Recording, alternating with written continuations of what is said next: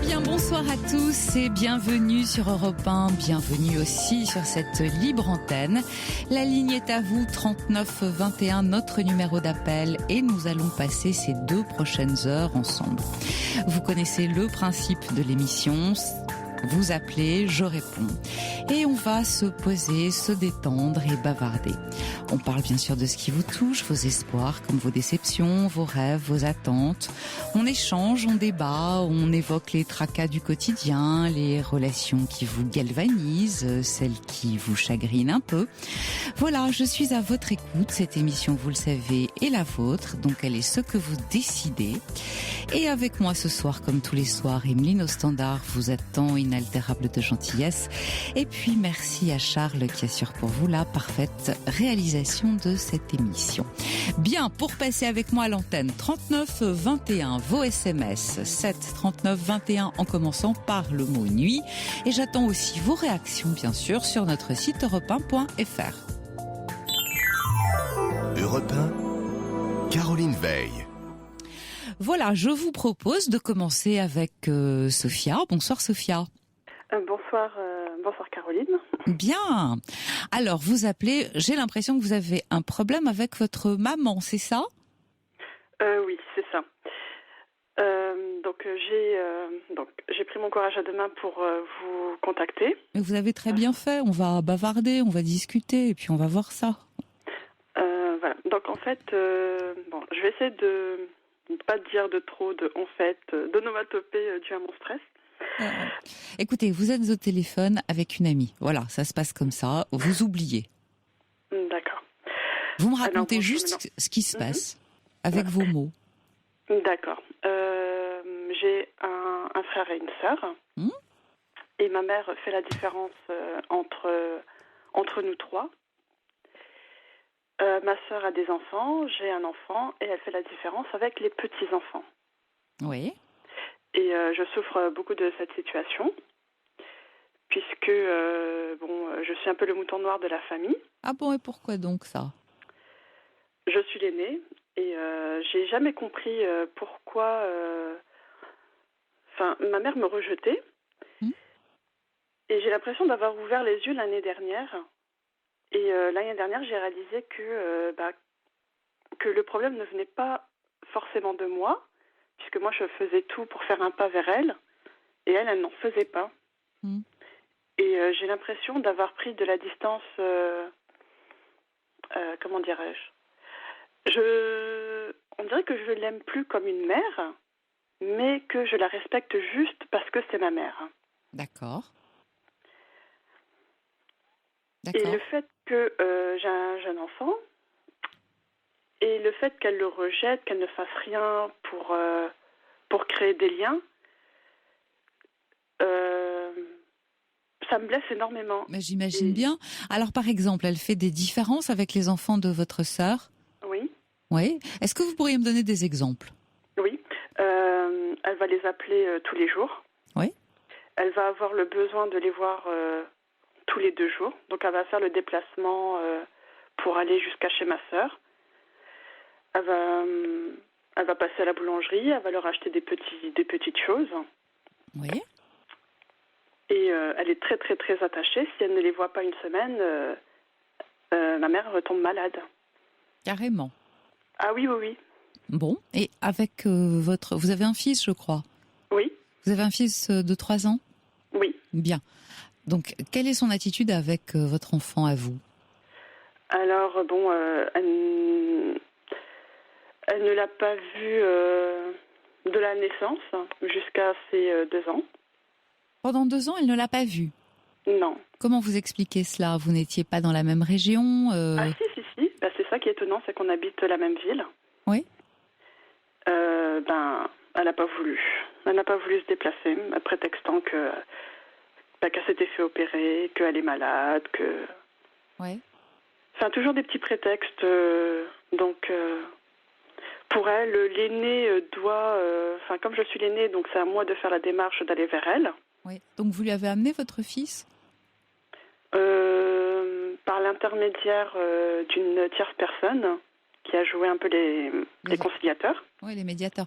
Dites-moi, Sophia, est-ce qu'elle a une raison particulière de vous rejeter? Est-ce que vous avez eu une enfance difficile, tumultueuse avec elle? Est-ce que vous avez été en conflit? Est-ce que votre père est parti? Vous étiez la préférée de votre père? Enfin, je cherche un peu ce qui motive. Je ne saurais pas dire si j'étais la préférée de mon père, parce que mes parents ont divorcé lorsque j'étais très jeune. Quel âge aviez-vous? J'avais 7 ans. 7 ans, d'accord. Votre sœur était déjà là? Elle était très très jeune en fait. Elle était encore, elle avait que quelques mois en fait. Bon, entre vous donc il y a votre frère. Voilà, c'est le dernier. C'est le dernier. Donc oui. Votre sœur avait quelques mois et votre frère, lui, il était nouveau-né donc. Non, mon frère est venu. En fait, on a tous 6 ans et demi de différence à chaque fois. Donc en fait, mon frère est issu d'une nouvelle union qu'elle a eue. D'accord. En fait, mon père était assez violent et c'est vrai que j'ai vu des choses, pas très très bien. Enfin, mon père était quelqu'un de violent, qui aimait l'alcool, qui aimait les femmes, et qui était très violent. Ouais. Et c'est vrai que j'ai vu tout ça et comme elle avait personne à qui se confier, elle se confiait souvent à moi. Petite fille. Ouais, et c'est vrai que. J'ai été très mûre très très jeune, très très tôt, et j'ai pas eu. En fait, je lui en veux un peu de m'avoir pris un peu cette insouciance, parce qu'elle m'a elle m'a parlé de choses dont je ne connaissais pas et trop tôt. Bien sûr. Donc, toute petite fille, vous avez été sa confidente. Oui. Ouais. Puis votre sœur arrive. Voilà, ma sœur arrive. Et j'ai très peu de souvenirs par rapport à ça. Je sais que ma sœur, elle en prenait soin. Elle en prenait soin. En fait, j'ai l'impression que j'étais un peu moi le garçon manqué. Et ma sœur, elle l'a traitée vraiment comme une petite fille. C'est-à-dire qu'elle achetait des petites robes, elle lui faisait des coiffures. Il fallait qu'elle ait tout. Oui, elle la mettait sur un piédestal par rapport à moi, où je pouvais être décoiffée, ça la dérangeait pas. D'accord. Mais par contre, il fallait que ma sœur, elle soit bien coiffée. Ouais. Et ensuite, on a dû changer de département. Donc, elle a refait sa vie. Mais pendant tout le temps où... donc ça, c'était jusqu'à l'âge de 12 ans à peu près. J'étais abandonnée émotionnellement. En fait, elle me prenait jamais dans ses bras ou elle me disait « je t'aime ». C'était toujours du rejet. Est-ce que vous pensez que vous lui rappeliez son premier mari, votre père, en fait? Alors que votre petite sœur, pas, puisqu'elle n'a pas eu de passé pratiquement avec votre sœur et son mari. Oui, c'est fort probable. Parce que c'est vrai qu'avec j'ai beaucoup plus de traits du côté de mon père que j'ai plus son caractère, un peu, j'ai beaucoup de ressemblances, on va dire. J'ai pris beaucoup du côté de mon père. Oui. C'est possible, mais je vois pas en quoi ça pourrait. Ouais. Je vois pas en quoi ça pourrait. Ça pourrait être une excuse pour expliquer son comportement, le comportement Mais attention, je ne cherche pas du tout à excuser, c'est juste à expliquer. À aucun moment il n'est question d'excuses. On est bien d'accord. Oui. Hein? C'est toute la différence. Oui. Dites-moi, Sophia, pourquoi est-ce que vous avez déjà évoqué le sujet avec elle ou ça ne s'est jamais produit? Est-ce que vous avez déjà eu le courage de lui demander, vous par contre, des explications? Oui. Et alors? Elle m'hésitait en fait, elle faisait semblant de ne pas m'écouter en me disant non mais je vois pas pourquoi tu te comportes comme une enfant. T'es une adulte, t'es l'aînée, donc j'avais pas le droit de me plaindre ou de pleurer. C'était non, j'avais pas le droit en fait. Donc à plusieurs reprises j'ai pris le devant. Je lui ai demandé pourquoi elle se comportait de cette manière-là.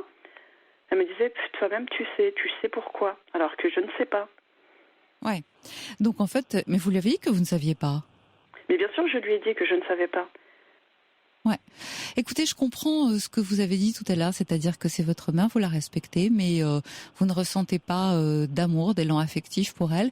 Et d'ailleurs, pourquoi en ressentiriez-vous? Parce que un enfant rend au centuple ce qu'on lui donne, mais si on ne lui donne rien, il ne ressent rien. Tout à fait. Et je pense que vous êtes en quête désespérément de ce regard maternel qu'elle ne vous donne pas. Vous avez, je crois, 36 ans. Alors, moi, je crois que peut-être vous gagneriez à lui écrire une lettre en lui disant tout ce que vous avez sur le cœur. Et à l'issue de cette lettre, de lui téléphoner. Ou téléphoner avant et elle ne vous écoutera pas, donc écrivez-lui la lettre. Vous voyez, on peut faire ça dans les deux sens. C'est à vous de voir comme vous le sentez.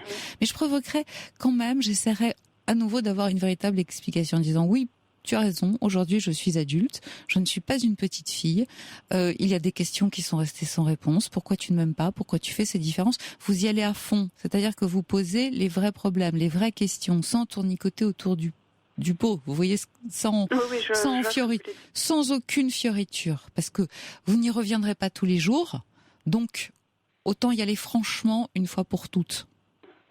Mais vous savez, j'ai même pensé, quand je vous dis que l'année dernière, j'ai ouvert les yeux par rapport à la situation, c'est que pendant 2 ans, elle a fait aucun effort pour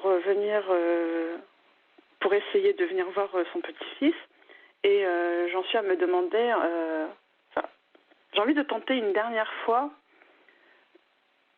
en allant la voir et en lui demandant des explications, et que si elle me donnait pas des explications plausibles, à ce moment-là que je couperai les ponts définitivement. Mais vous y aurez presque intérêt, parce que je pense que c'est la seule façon de la faire revenir ou qu'elle réalise quelque chose.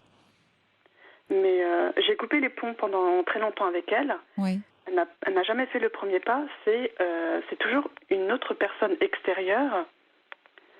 Oui, mais peut-être à un certain moment, ça s'arrête. Et je pense que vous avez besoin de lui dire vous ce que vous pensez, même si elle ne répond pas à vos questions. À un certain moment, vous pouvez lui dire vous ce que vous en pensez, en disant ton attitude n'est pas digne d'une mère ni d'une grand-mère. J'ai un enfant que tu n'es pas venu voir pendant les 2 premières années de sa vie. Tu fais des différences énormes. Je ne le supporte plus. Je ne supporte plus cette situation et désormais, je n'ai plus envie de te voir. Voilà. Et puis, si elle veut, elle revient. Et puis, si elle veut pas, vous ne perdez pas un vrai soutien. Vous voyez ce que je veux dire? Parce que j'ai l'impression que vous êtes en train de vous démener et que vous vous épuisez dans la quête de ce regard, de cette tendresse maternelle qui, définitivement, ne vient pas. Alors, jusqu'à quand, Sophia? Oui, tout à fait. Mais ce qui m'oblige... je ne sais pas comment expliquer les choses. C'est le fait que j'ai un enfant. Vous l'expliquez très bien. Et je souffre déjà de la différence qu'il y a entre mon frère et ma sœur et moi, et j'ai pas envie de refaire souffrir mon enfant. Mais votre enfant va souffrir de toute façon parce que lui, il va s'apercevoir de la différence de traitement. Donc votre rôle de mère, à un certain moment, est-ce que ce n'est pas de le protéger? Il va bien s'apercevoir que les enfants de votre sœur sont davantage choyés, câlinés, gâtés, et que lui, il est dans son coin et qu'il n'a rien. Vous croyez que ça va lui échapper? Pourquoi voulez-vous qu'il soit spectateur de ça? Oui, c'est pour ça que je pensais à donner une dernière chance. Et si vraiment elle ne la saisit pas, à ce moment-là, de couper les ponts. Puisque ça n'avancera à rien, ça sera que de la souffrance. Tout à fait. Je reçois un SMS assez sympathique de la part de Lynn qui dit « Sa maman lui ferait-elle payer quelque chose ?» Est-ce que c'est votre sentiment? Écoutez, j'ai essayé de poser la question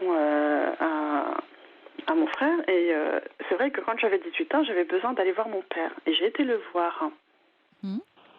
Et elle l'a su. Et elle aime à dire que ça lui a fait du mal, que j'ai eu le besoin d'aller voir mon père après tout ce qu'on a vécu. Ça s'appelle un chantage affectif. Et du coup, mon père, je l'ai vu, je l'ai plus revu de l'âge de 7 ans à 18 ans, et je l'ai vu qu'une semaine de l'âge de mes 18 ans, et depuis, je l'ai plus revu. Oui, mais ça s'appelle un chantage affectif. Ce que vous avez éprouvé comme besoin est parfaitement légitime. Maintenant, permettez au passage que je m'étonne que votre père n'ait pas fait plus d'efforts non plus pour vous revoir. Quand je l'ai vu à 18 ans, et, c'est vrai que je lui ai posé la question. Il m'a dit qu'il avait fait tout le nécessaire, et que on l'a bloqué. Mais c'est vrai qu'après, à partir de 18 ans, c'est vrai que je ne sais pas s'il a cherché parce que moi, j'ai plus aucun contact. Enfin, ouais. Vous savez, je veux pas vous maintenir dans l'illusion, et peut-être que vous avez besoin d'y croire, mais quand on veut voir sa fille, on y arrive. Oui, vous avez raison. Alors, si vous voulez bien, on va prendre Patricia aussi, qui je crois a vécu une expérience similaire à la vôtre. Bonsoir Patricia. Bonsoir Caroline et bonsoir Sophia. Alors moi j'ai appelé parce que le témoignage de Sophia me renvoie un petit peu dans ce que je vis. J'ai 44 ans, je suis l'aînée d'une famille de 3 enfants, donc avec un frère qui a 42 ans et un petit frère, et c'est manifeste. Mes parents, parce que aussi bien mes parents, j'ai mon père, mais mes parents font vraiment la différence avec mon petit frère, et mon petit frère qui a 32 ans, qui a une petite fille, qui, lui, il a tout réussi, quoi. Voilà, il a été militaire, il a une maison, tout ça, et puis, ce qui est un petit peu dommage, c'est qu'on vous le remet à chaque fois sur le tapis, oui, mais ton frère ceci, ton frère cela. Alors moi, si vous voulez, à 44 ans, j'ai assez de recul pour me dire que, quelque part, ça m'est égal, mais qu'une grand-mère puisse faire de la différence avec ses petits-enfants, j'ai du mal à l'accepter. J'ai une petite fille donc ma fille, ma dernière, a 7 ans, et quand vous entendez votre fille de 7 ans vous dire « mais mamie ne vous aime pas ». Oui. Ouais, c'est à peu près mon fils. Voilà. C'est pour ça que je me retrouve dans votre témoignage, Sophia, parce que, et j'ai un garçon de 11 ans et une fille de 16 ans qui apprennent à vivre avec, dans le sens où, effectivement, il y a des grands-parents qui emmènent, c'est pas tous les grands-parents, mais il y a énormément de grands-parents, je vois dans mes collègues qui emmènent leurs petits-enfants en vacances, moi, ça s'est jamais produit. Je vois, au mois de mai, je me suis absentée pendant 4 jours. J'ai demandé 5, je vous mens pas, j'ai demandé 5 mois à l'avance à mes parents si c'était possible qu'ils puissent me garder mon fils, donc leur propre petit-fils. 5 mois à l'avance, et la veille, j'ai rappelé pour savoir si c'était toujours OK pour pouvoir garder mon fils, quoi. Moi, je me retrouve un petit peu pareil, et je l'avais fait garder dernièrement une journée, parce que je n'avais pas la possibilité, et mon fils on est ressorti en fait traumatisé. Oui, carrément. Il veut plus aller la voir. Ouais, donc Et vous, Patricia, qu'est-ce qui s'est passé donc la veille du jour où vous deviez l'amener ? Il a été chez ses grands-parents, mais je vois mon fils par rapport à, notamment, j'ai un père qui est quand même assez rigide, et donc ça se passe pas toujours très très très bien. Et l'année dernière, il s'est passé un fait assez aussi significatif. Donc j'ai mon frère, donc celui qui a 42 ans, celui de milieu qui a deux enfants qui sont adolescents, et donc ils sont venus pour la première fois en vacances chez papy mamie, et ça s'est pas bien passé. Mon frère de Bordeaux a fallu qu'il revienne chercher ses enfants parce que ça se passait pas bien, et du coup là mon frère a été fâché pendant près d'1 an avec mes parents, parce que justement par rapport au comportement qu'ils ont. Alors Patricia, quelle solution vous avez-vous adoptée ? Moi, j'ai pris la solution, moi personnellement, moi je vis ma vie, et les enfants m'ont appris à vivre sans leurs grands-parents. Il faut savoir que mes parents habitent à 4 kilomètres. C'est ce que je disais à votre collaboratrice au téléphone, les chocolats de Pâques, on les a eus mi-mai.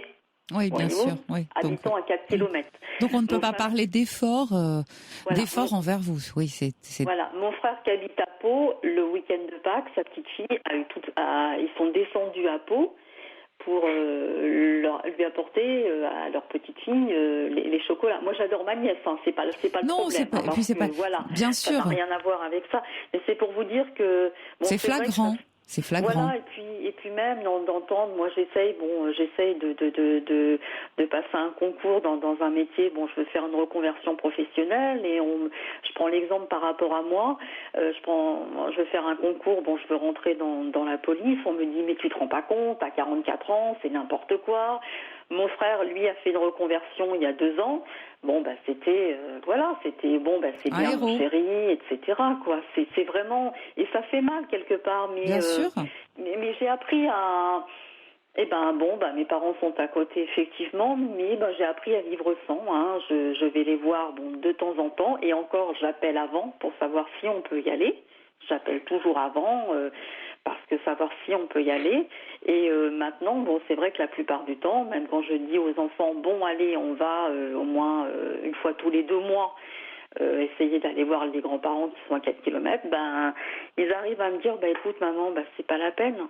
Oui, non, Je mais sais bien que alors, oui, je tiens à vous dire que vous suscitez beaucoup de réactions par SMS et finalement beaucoup de personnes se retrouvent dans vos témoignages, Patricia et Sophia. Par exemple, également, j'ai ma mère faisait des différences entre mon frère et moi, puis entre ma fille et les enfants de mon frère. Et aujourd'hui, ni mon frère ni moi ne la côtoyons. Je reçois un message à votre attention, Sophia, qui dit: Sophia, vous seriez plus riche à vous éloigner de votre maman, et maman est mis entre guillemets. Un autre SMS qui dit: je suis dans le même cas, j'ai revu mon père après 35 ans, ma mère m'a rejeté et mes enfants ont été mis dans le même sac. Voilà.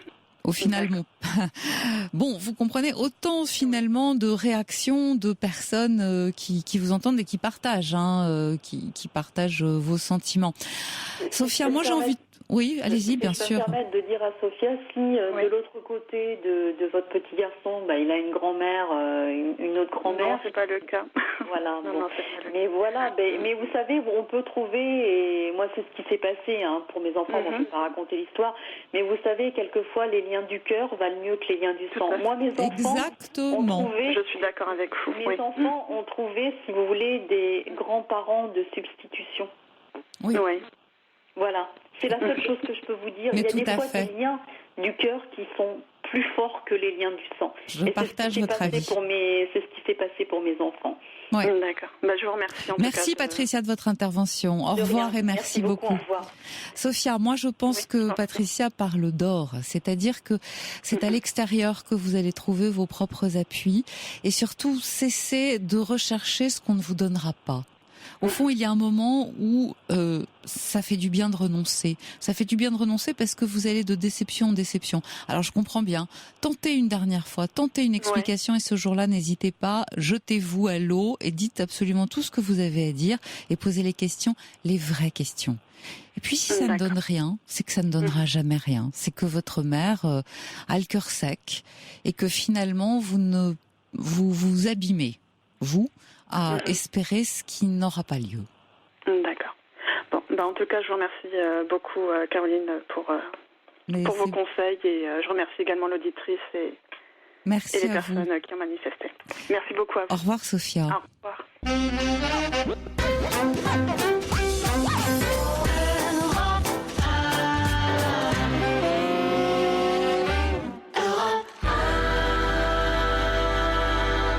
Alors, avant de poursuivre tout de suite avec Hélène, bonsoir Hélène. Bonsoir. Permettez-moi de lire 2 messages à l'attention de Sophia, notre précédente auditrice, si vous le voulez bien. Oui. L'un qui dit: il m'est arrivé la même chose avec mes beaux-parents vis-à-vis de mes enfants. Ils étaient les enfants de leur fils qu'ils n'aimaient pas. Même après sa mort, rien n'a changé. Et j'ai coupé les ponts avec eux. Bon courage et vivez pour vous. Et ça nous vient de Jacqueline. Et puis un autre qui dit: Patricia, Sophia, vivez pour vos enfants et uniquement pour eux. La vie est courte et ils grandissent trop vite. Ne perdez pas votre temps et votre santé avec des chanceux de grands-parents qui ne savent pas apprécier le vrai bonheur. Voilà, je tenais à ce que Sophia les entende. Et Hélène, je suis à vous. Bonsoir. Bonsoir. Merci de prendre mon appel. Alors, racontez-moi. Eh bien, je vis depuis 3 ans avec quelqu'un que j'aime énormément. Vous savez, quelqu'un avec qui vous avez l'impression qu'il y a une attirance, il y a le regard, il y a la voix, il y a le toucher. Et puis on a énormément de partagé de bons moments. Ouais. Mais c'est quelqu'un que je qualifierais d'instable émotionnellement, on va dire. Il a vécu un certain nombre de frustrations quand il était enfant avec ses parents, l'impression de ne pas être aimé. Et donc en fait, je l'ai connu quand il était en train de quitter sa femme. Oui. Il a pris un appartement, mais en fait, il s'est installé chez moi. D'accord. Et la première année, donc il était chez moi, on était bien, on était tous les deux. Moi, j'ai 3 enfants. Enfin, c'était très très bien. On a vraiment passé des bons moments. Mais il y avait des moments de crise où il faisait, où il boudait, on va dire, pendant 2, 3, 4, 5 jours. Alors au départ, c'était des questions complètement extérieures à moi. Ça allait être les soucis avec sa femme ou les soucis avec le boulot, etc. Et puis évidemment, un jour, ça a été moi le sujet des bouderies et des nids en coin, on va dire. Donc c'est 4-5 jours où il ne va pas parler, etc. Donc moi au départ, éperdument amoureuse, je courais derrière lui, je lui faisais des bisous, je lui disais de me parler, allez, arrête, mais qu'est-ce qu'il y a qui ne va pas, etc. Il n'y avait jamais rien, un moyen de sortir. Rien. Rien. Et puis après, tout d'un coup, pouf, du jour au lendemain, il a décidé de parler, il m'explique et voilà. Et donc il vous explique quoi ? Il vous explique quoi la plupart du temps ?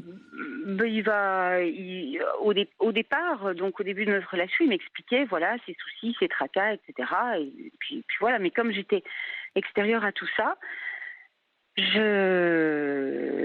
l'écoutais, je le conseillais du mieux que je pouvais, je le rassurais, etc. Puis après, c'était reparti dans un mode plein d'affection, plein de rire, voilà, plein de bons moments, parce qu'on a voyagé, etc. Donc on a passé des bons moments.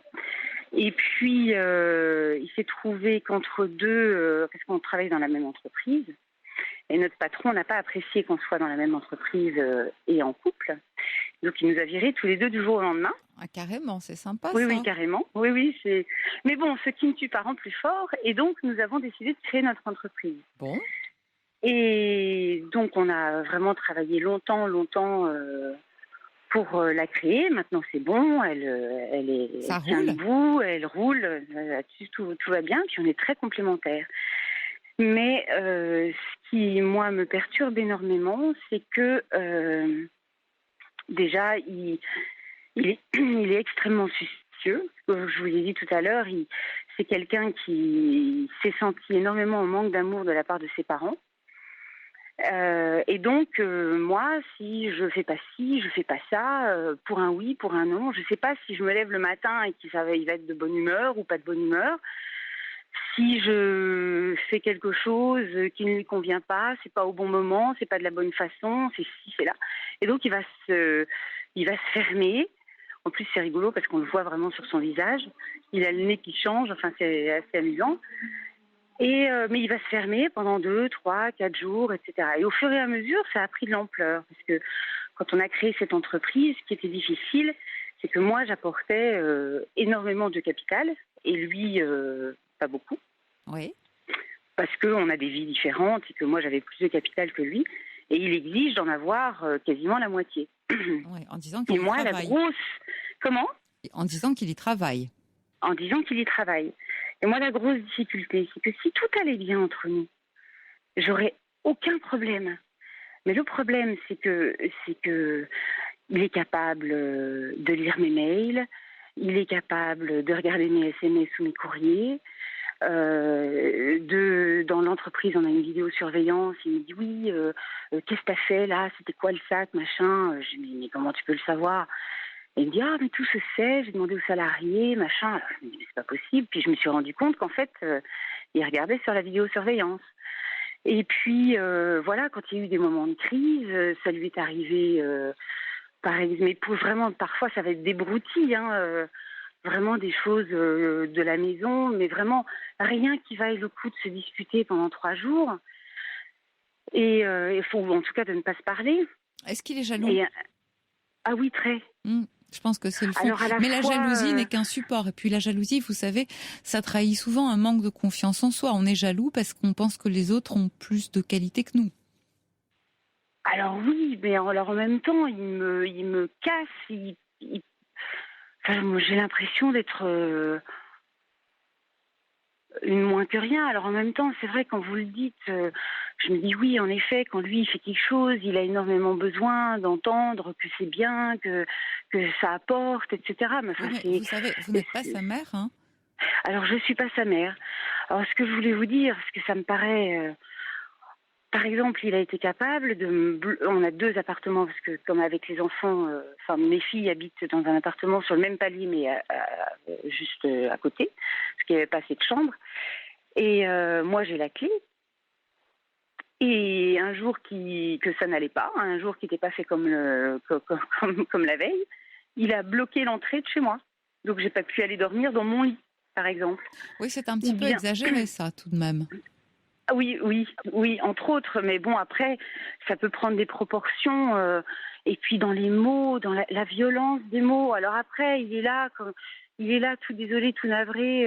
Quand je lui explique, il me dit bah oui, mais bon, quand on est énervé, on exagère dans les mots. Je dis non, au contraire, quand on est énervé, c'est le vrai fond des pensées qui ressort. Ouais. Dites-moi, Hélène, est-ce que vous savez pourquoi il a divorcé ? Parce que il partagerait plus grand-chose avec sa femme et que,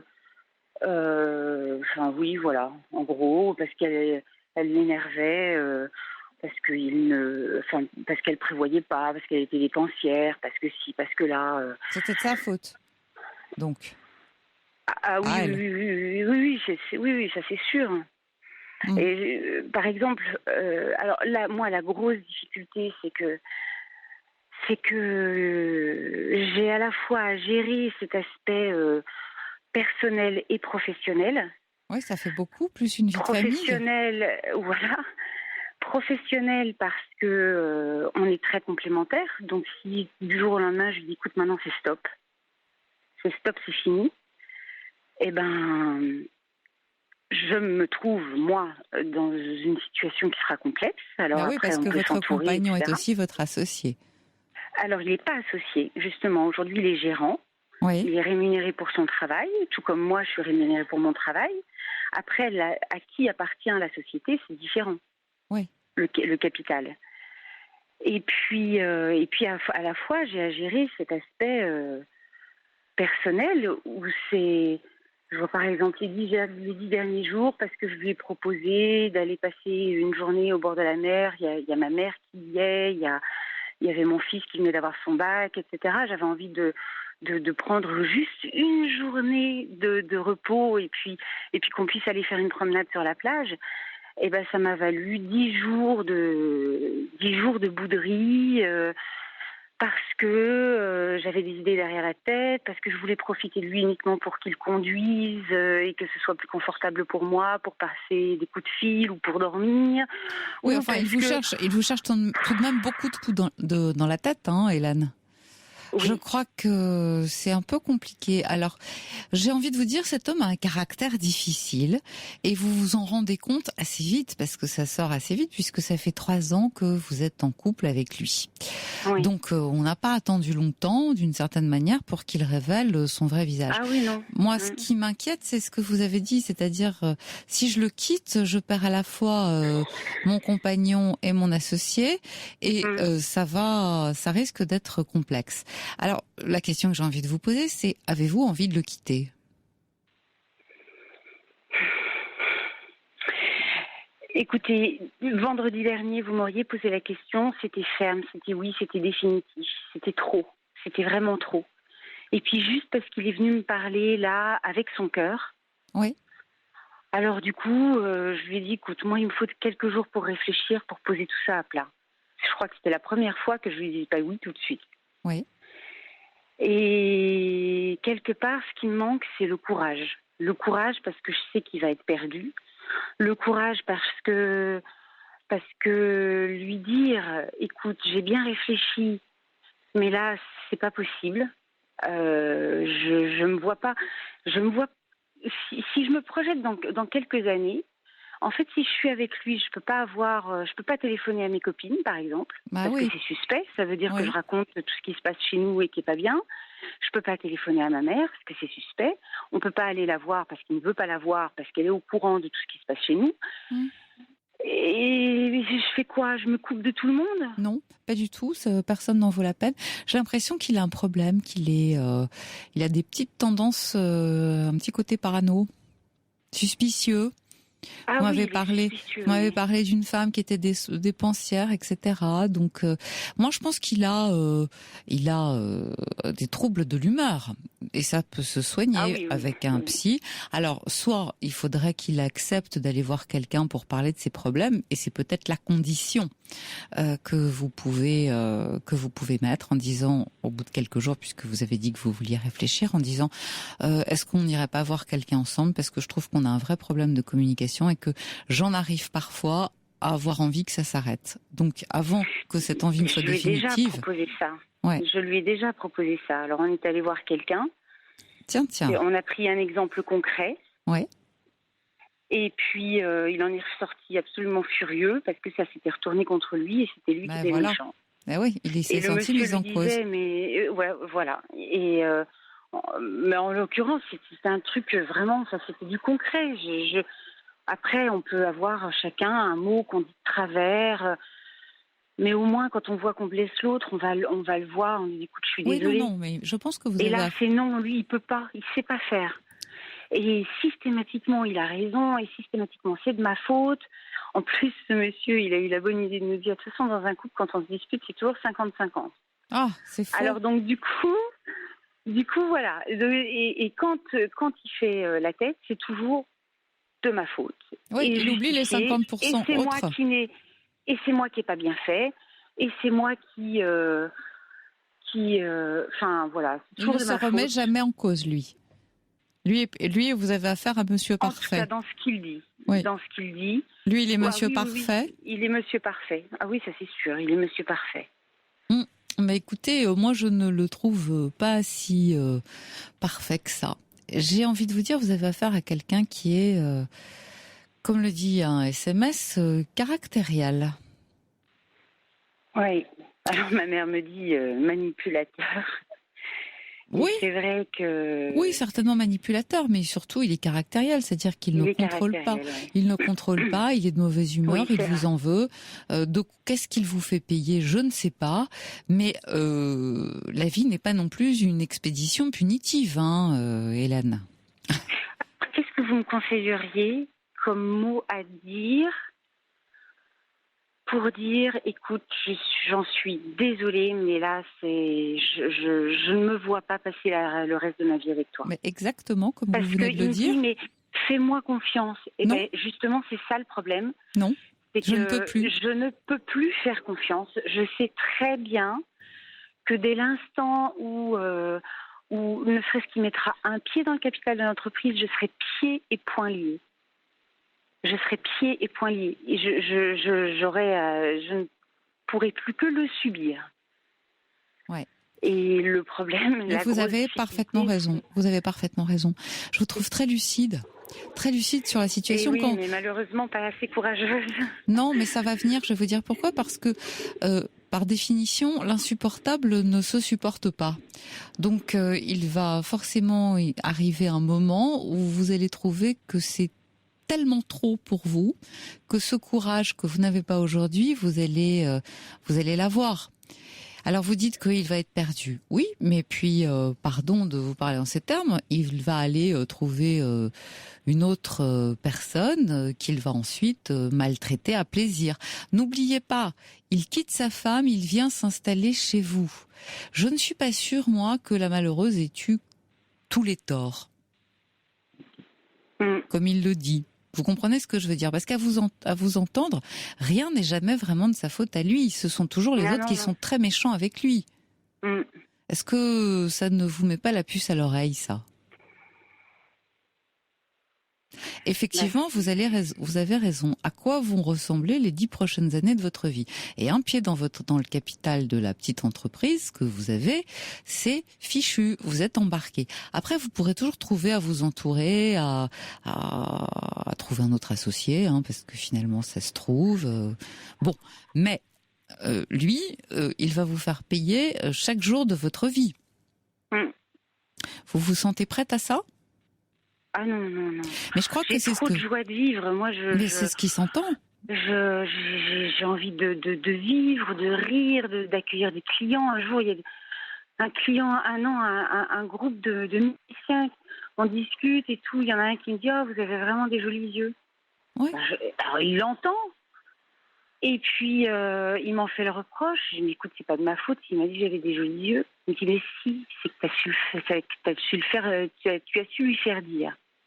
Voilà. Bon, écoutez, ça ne me plaît pas tellement ce que j'entends, et surtout ça ne présage pas d'un bon augure. Je vais vous dire pourquoi. Parce que quand il sort de chez le psy, il est furieux, et puis il y va pas tout seul chez un autre en disant. Vous comprenez, je vais essayer moi tout seul de mon côté. Alors vous pouvez lui demander d'aller éventuellement faire une psychothérapie de soutien, mais ça va prendre beaucoup de temps. Et à cet homme, il racontera ce qu'il veut. Et ce qu'il va lui dire, c'est à quel point vous le faites souffrir. Parce que vous avez affaire aussi à quelqu'un d'assez immature, puisqu'il ne se remet jamais en cause. Il est extrêmement, il a une capacité d'analyse et de conviction, c'est incroyable. Pour ça, je l'admire. Il a une capacité à convaincre, une capacité à diagnostiquer ou à voir, tiens, il y a un tel qui a fait ça, probablement c'est ça. Alors, moi, je suis d'une naïveté, je ressemble à Alice au pays de merveilles, comparé à lui. Vous voyez, souvent, j'ai tendance à imaginer le bon côté de l'humanité. J'ai profondément foi dans la capacité de progrès des gens. Et c'est peut-être aussi pour ça que j'accepte à chaque fois qu'il me dit « fais-moi confiance », etc. C'est pour ça que je l'accepte. Mais je suis très naïve. Je suis très naïve. Non, vous n'êtes pas très naïf. Moi, je vous trouve très lucide. Au contraire. Écoutez, Hélène, je crois que vous l'avez dit vous-même, vous avez envie de le quitter. Pour l'instant, vous n'y arrivez pas. Comment le quitter? Quel mot? Mais tel que vous l'avez dit il y a quelques minutes, c'est-à-dire je crois que je suis arrivée au point où je ne supporte plus et je n'ai pas envie que ma vie ressemble à ce que je suis en train de vivre. Donc je crois qu'on va arrêter. Voilà, parce que je supporte trop et que là, je suis arrivée au point de saturation. Et je vais te dire ce que tu me dis tous les jours, c'est de ta faute. Voilà. Essayez ça. Et puis si cet homme vous aime, il va venir se jeter à vos genoux et demander pardon et peut-être que là, vous pouvez lui donner une dernière chance en disant ok, moi je veux bien, mais alors à ce moment-là, je veux que tu ailles voir quelqu'un, je veux que tu règles certains problèmes et puis vous donnez une deadline, 3 mois de plus. 3 mois de plus, en lui disant la vérité. D'ailleurs, aujourd'hui, il n'est pas question que tu rentres avec moi dans le capital, enfin dans la société, parce que sinon c'est me mettre la corde au cou et que je ne suis pas sûre que nous avons un avenir. Laisse-moi un peu de temps. Et puis, au terme de ces 3 mois, si jamais il fait la démarche d'aller voir quelqu'un, ce qui sera éventuellement une preuve d'amour, eh bien, vous verrez bien. Petite question d'Agnès qui dit, cet homme n'est-il pas paranoïaque? Si, Agnès, j'en ai peur. Voilà. Un petit message aussi d'Yvan qui dit, son caractère est comme la mer, ça monte, ça descend, et attention à la tempête. Parce qu'un jour, c'est vrai que ça va prendre de l'ampleur. N'oubliez pas ce que vous dites, Hélène. Ça fait seulement 3 ans de relation. 3 ans de relation, on n'en est qu'au début. Pensez à vous dans 5, 7, 10 ans. Et puis même vis-à-vis de mes enfants, mais j'ai une fille de 16 ans, elle est extrêmement lucide. Et mon fils de 18, il a choisi il y a 2 ans d'être pensionnaire. Bon, dans une très bonne école, etc. Il a vraiment, ça l'a changé et tout. C'est un magnifique jeune homme. Mais la dernière fois, justement, on était ensemble dans la voiture. Et on a pris du temps, en fait, pour discuter. Et je lui demandais si mes relations houleuses avec mon conjoint étaient de nature à l'avoir fait partir de la maison. Et il me dit, non, mais bon, tu comprends, maman, quand on partait à l'école le matin, tout allait bien. Le soir, on revenait. On ne savait jamais, avant d'ouvrir la porte, si ça irait ou si ça irait pas. Et quel était le facteur qui faisait que ça irait ou que ça irait pas? C'est ton homme qui fait ou pas la tronche. Ouais, donc ça met les enfants dans un état d'incertitude. La pluie et le beau temps. Et j'ai énormément sacrifié mes enfants, le temps que je pouvais leur consacrer pour lui. Je faisais de la biodanse. J'ai arrêté d'en faire parce que je le retrouvais prostré à la maison comme un petit malheureux parce qu'il s'était ennuyé pendant 2 heures et que sans moi, il pouvait rien faire. Et je sais pas, enfin moi j'ai jamais vécu ça de ma vie. Non, mais je crois que, écoutez, ça fait 3 ans, c'est déjà beaucoup pour vous. Je reçois un autre message d'Éléonore qui dit la chose suivante. Sauvez-vous, préservez-vous, au moins il boudera pour quelque chose, de la part d'Éléonore. Voilà. Écoutez, très sincèrement, Hélène, je crois que vous tenez la solution. Donc voilà, réfléchissez. Et puis armez-vous de courage, mais je suis tranquille parce que je pense que il n'y a qu'à laisser monter et le petit travail va se faire tout seul. Vous pouvez compter sur lui. Hélas. Bon, mais écoutez, en tout cas, je vous remercie infiniment pour merci votre à vous. écoute et je pense que les auditeurs partagent mon avis. Vous avez vraiment une voix très douce et apaisante dans laquelle on entend vos sourires. Ça fait plaisir, et, merci beaucoup. Même si c'est pas nous qui sommes à l'antenne, voilà, on vous écoute vraiment avec beaucoup de plaisir. Mais voilà. C'est adorable, merci de votre confiance merci en beaucoup. tout cas. Au revoir Hélène, à bientôt. Au revoir Caroline. Pour parler à Caroline Veil, appelez le 39 21, 34 centimes la minute. Alors, Laura maintenant avec nous. Oui, bonsoir Caroline. Bonsoir, comment allez-vous? Assez moyennement, on va dire, parce que alors là, mais vraiment c'est ma soirée, si je puis dire. Ah bon? Puisque là, je viens d'entendre le témoignage d'Hélène, donc je vais faire très très court là-dessus, puisque c'était pas le but de mon appel. Ouais, mais c'est pas grave, hein. Vous savez, tous les sujets sont les bons. Je suis restée en couple avec une personne complètement cyclotimique, dangereuse, même violente, paranoïaque, jalouse, exclusive, impossible. Enfin, vraiment le portrait dressé par Hélène, là. Et figurez-vous que j'ai pris, moi, ma décision. Et quand je lui ai dit que je ne voulais plus jamais le voir, qu'est-ce qui s'est passé? Hier matin, il est venu se suicider faire une TS devant ma porte. Ah. Mais j'ai dit maintenant, c'est lui ou c'est moi. Bon, il est à Saint-Antoine-en-Réal, tout va bien, mais moi j'ai eu le courage voilà. Maintenant, c'était lui qui était malheureux ou c'était moi. Ouais. Voilà, enfin, c'est terrible ce que je vous dis. Je vous dis ça sur un air comme si je vous parlais de la pluie et du beau temps. Non, pas du tout. Vous avez l'air affecté parce que malgré tout, c'est quand même un événement qui choque, qui est choquant et. C'est terrible, c'est terrible. C'est-à-dire, j'essayais de le retenir. En même temps, j'avais les pompiers de l'autre côté. Je lui disais ce qu'il avait pris. J'ai quand même pris.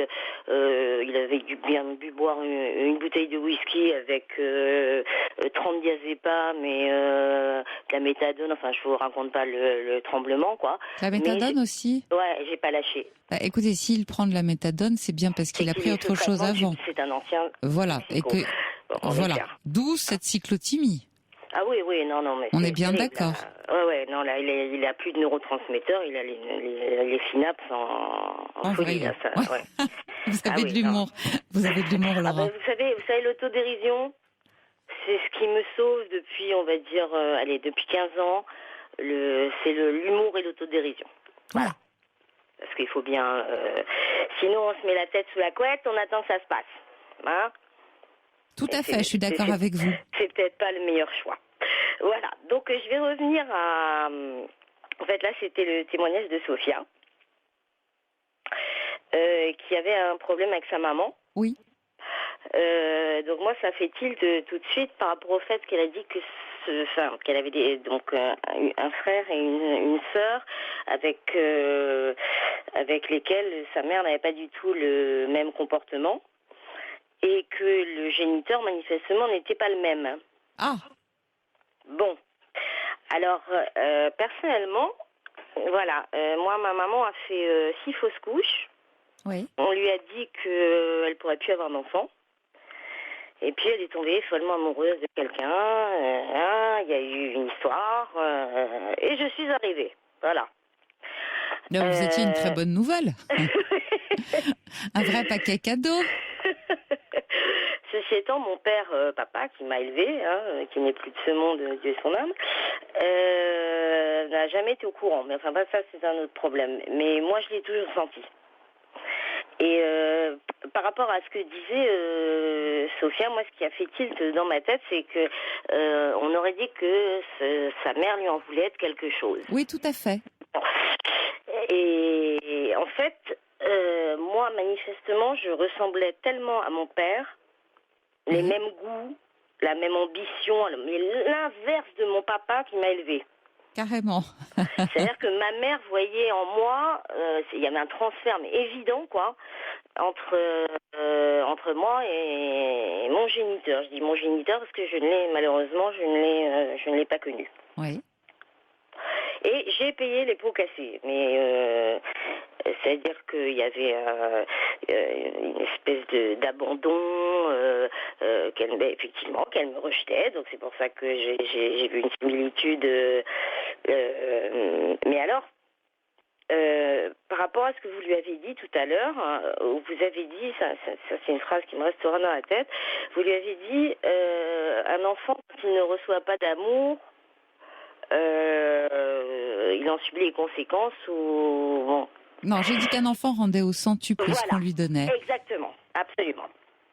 Eh ben moi c'était le contraire. Ah bon. C'est-à-dire que plus elle me rejetait, plus j'étais en panique et que je voulais ma maman. C'est quelque chose c'est viscéral, quoi. Mais vous avez raison, parce que le premier instinct d'un enfant, c'est de vouloir sa mère. Un enfant rend au centuple ce qu'on lui donne, c'est-à-dire que si on lui donne de l'amour, bien entendu, il va vous le rendre. Un enfant est fou amoureux de ses parents, toujours, quoi qu'il arrive. Mais si on ne lui donne pas, au bout d'un moment, il va se renfermer. Certains deviennent mutiques, ou d'autres expriment effectivement le besoin, sont affamés de l'amour qu'ils n'ont pas. Ah oui, non mais voilà, c'est absolument ça, puisqu'en plus, pas de frère, pas de sœur. Donc, enfant unique. Unique. Et elle ne vous donnait rien. Vous n'avez pas de câlin, pas de baiser, rien. Non, c'était vraiment... parfois, je me suis pris des claques, mais pour des trucs... je sais pas, toujours des trucs qui rapportaient à elle, qui se rapportaient à elle, qui lui avaient causé certainement du mal. Je me rappelle d'un truc, écoutez, c'est une anecdote, c'est vraiment complètement idiot. Je prends une orange sur la table et je vois le petit truc qui est tout ouvert là. Et je dis, oh, l'orange, elle est enceinte. Ouais. Et là, ma mère, elle me met une paire de baffes. Oh là. Comme ça. J'ai compris tout ça après, hein. Ouais. Le rapport, machin, il y a des mots qu'il fallait pas dire peut-être, mais vraiment j'en ai pris, c'est-à-dire vraiment. Et aujourd'hui, Laura, vous en êtes où? Aujourd'hui, j'ai un je suis célibataire. Oui. Je savais très très tôt que je ne voulais pas me marier. Je le criais sur les toits quand j'avais 10 ans. Oui. Moi, je me marierai jamais. J'ai pas d'enfant. Oui. Et j'ai un très très gros problème avec les hommes. Vous avez peur d'être abandonnée et rejetée? En même temps, j'ai peur d'être abandonnée et rejetée, et en même temps, je ne supporte pas d'être chapeautée. Oui, bien sûr. Mais si j'ai bien compris, cette amie qui est venue tout à l'heure, enfin qui est venue aujourd'hui ou hier, sur le pas de votre porte, qui était-ce par rapport à vous? C'est quelqu'un qui vous est cher? Ah oui, bien sûr. Bon, donc cet homme-là, qu'avez-vous vécu avec lui? Une histoire qui était plus de l'amitié, de la complicité, si vous voulez. Bien. Alors Laura, voilà ce que je vous propose. On va s'interrompre quelques instants. Le temps du journal. Vous restez avec nous, vous ne quittez pas.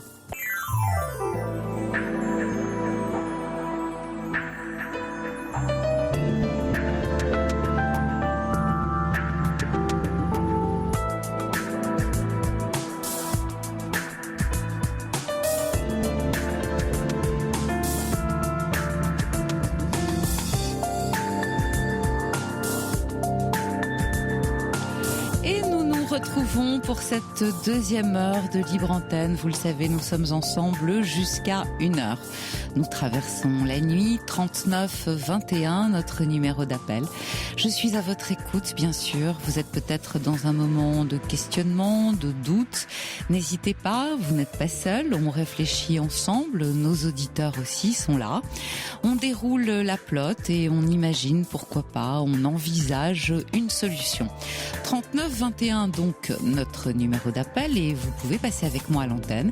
Sinon, vous pouvez à tout moment réagir par SMS 7 39 21 ou nous adresser bien sûr vos mails sur notre site europe1.fr. Jusqu'à 1h sur Europe 1. Caroline Veil. Et 39 21, notre numéro d'appel. Laura, je vous retrouve. Vous êtes là. Bien. Alors, je résume un petit peu pour nos auditeurs qui auraient manqué le début de votre appel. Vous aussi, vous vous êtes senti profondément rejeté par votre mère, mais vous n'avez fait que développer en fait un amour exacerbé pour cette femme qui, à l'évidence, ne voulait pas tout à fait de vous.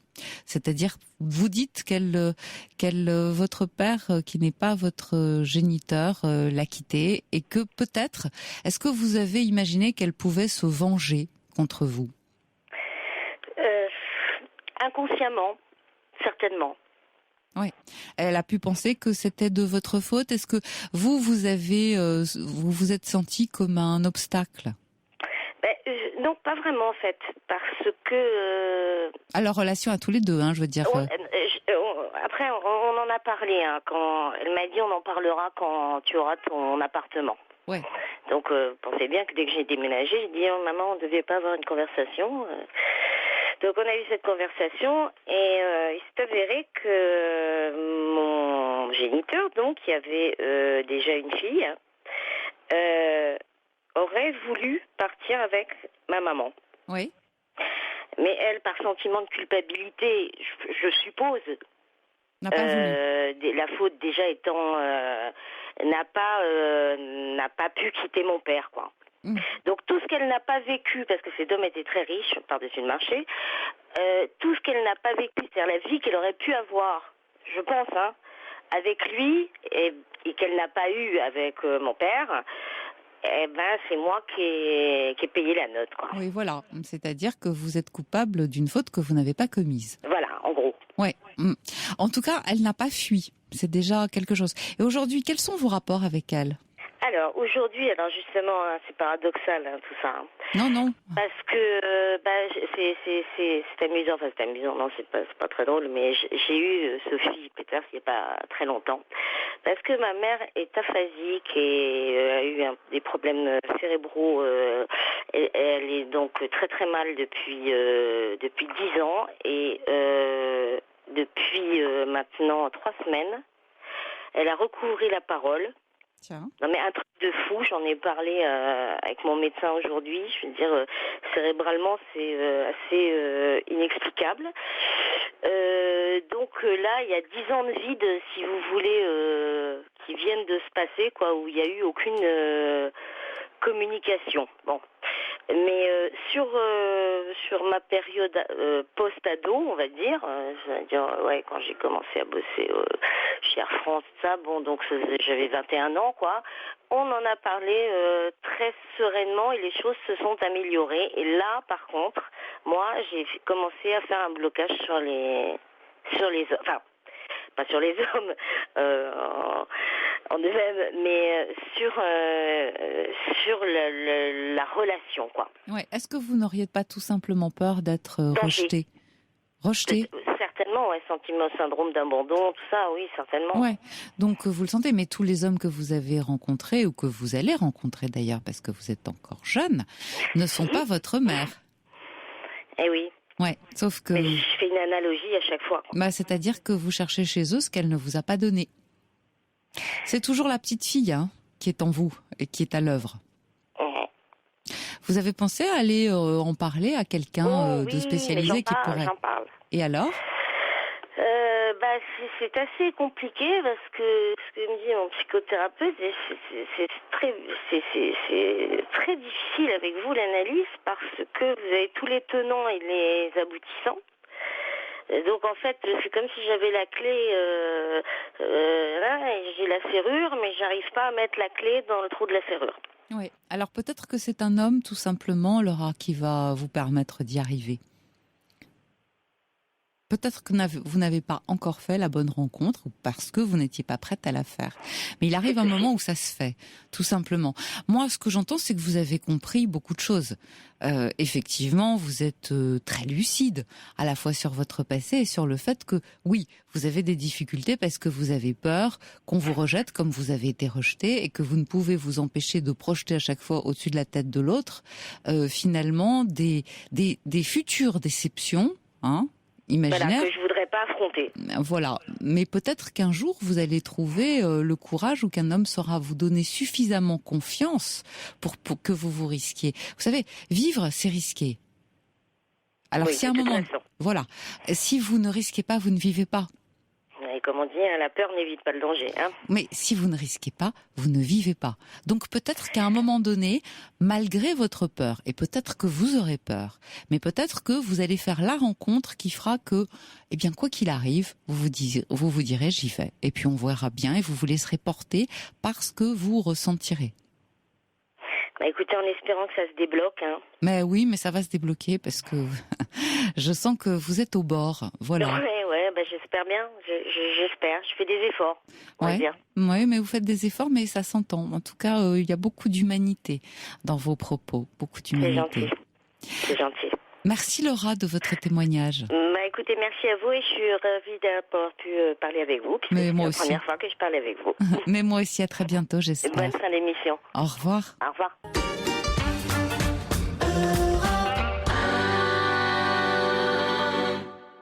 Et nous poursuivons avec Anthony. Bonsoir Anthony. Bonsoir Caroline. Je suis super ému, je ne sais même pas par où commencer. Mais on va se poser gentiment, voilà, on va prendre le temps. Je crois qu'il vous est arrivé un événement assez traumatique aujourd'hui. Ouais. Donc voilà. Disons que ça fait des années, ça doit faire 6 ans que j'écoute et il a vraiment fallu une raison pour que j'appelle. Ouais. Ça fait depuis 6 ans que je suis en couple avec mon compagnon. Oui. Ça se passe plutôt pas mal, tout roule bien. Ce soir, je rentre du travail comme tous les soirs. Alors, j'ai pour habitude d'envoyer des SMS régulièrement dans la journée. Voilà, il me répond aussitôt. Là, il m'avait pas répondu. Une fois, 2 fois, 3 fois, j'ai commencé à m'inquiéter. Je l'ai appelé, il m'a répondu. Bon, ça avait l'air d'aller, quoi. Et je rentre du travail ce soir et je le découvre allongé sur le canapé avec une lettre. Et puis, je vois au loin une corde sur l'escalier, quoi. Et il avait essayé de se suicider en laissant une lettre, mais je pense que je suis arrivé trop tôt. Non, je pense que vous n'êtes pas arrivé trop tôt. Je pense que... Pas pour lui, je veux dire. Pas pour moi, évidemment. Non, pas pour vous ni pour lui. Pour lui, vous êtes arrivé à temps. Mais je pense aussi qu'il n'a pas voulu le faire. Je vous ai pris pour vous dire ça. Sincèrement, je suis resté une demi-heure avec lui à essayer de discuter, etc. Il a voulu forcer le passage, je l'ai empêché, je lui ai retiré ses clés de voiture, voilà. Ensuite, il est monté, il a ouvert la fenêtre, il a essayé de se jeter, je l'ai rattrapé. J'ai réussi à le calmer, à le mettre dans le lit pour qu'il se repose un peu. J'étais complètement désorienté, donc j'ai appelé la gendarmerie, en fait, qui est juste à côté de la maison. Oui, vous avez Ils m'ont bien conseillé, mais j'ai pris sur moi, parce que je me suis dit, il va m'en vouloir, etc. Ils m'ont conseillé d'appeler des pompiers qui sont venus. Alors, c'est assez impressionnant, c'est la première fois que j'avais affaire à eux. Ils sont venus à 4, j'ai pas tellement compris d'ailleurs. Et en force de discuter, ils ont réussi à faire en sorte qu'il aille à l'hôpital. Oui.